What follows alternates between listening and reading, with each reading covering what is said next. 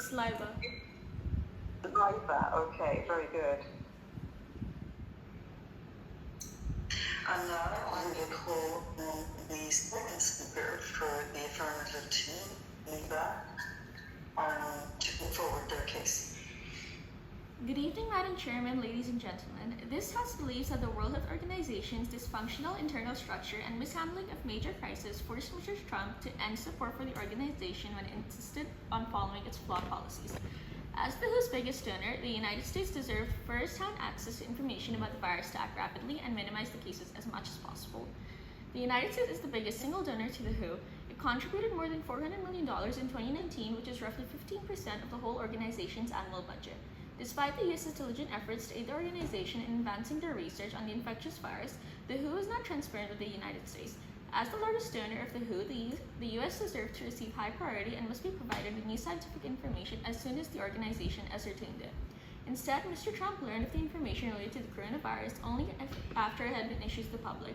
If the United States government is obtaining new information regarding the virus from third-party sources, just like an average person, then what is the purpose of preserving a strategic relationship with the WHO? Isn't the whole point that the United States would fund the WHO and in return they would get exclusive information and early warnings regarding virus and related developments?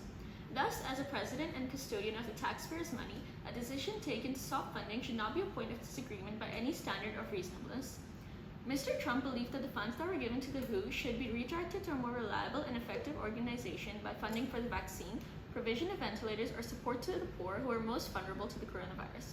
During times like this, when a leader has to make quick and logical decisions, a leader has to think about where the best use of the taxpayers' money can be put to, and in this case, the funds were best used for the curing COVID-19. The coronavirus was allowed to spread uncontrollably due to the WHO's inaction.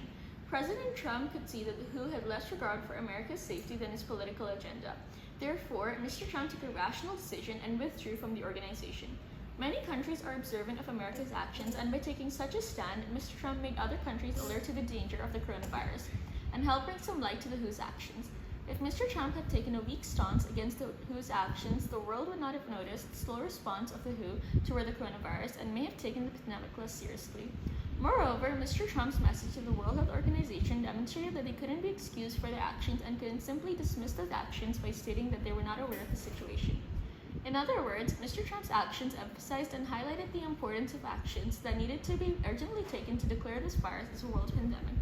In short, Mr. Trump held the American nation by monitoring their interests and took strong actions that may not be popular decisions, but ultimately proved the best and yielded results that are helping the world to fight this pandemic. Thank you. You are now muted.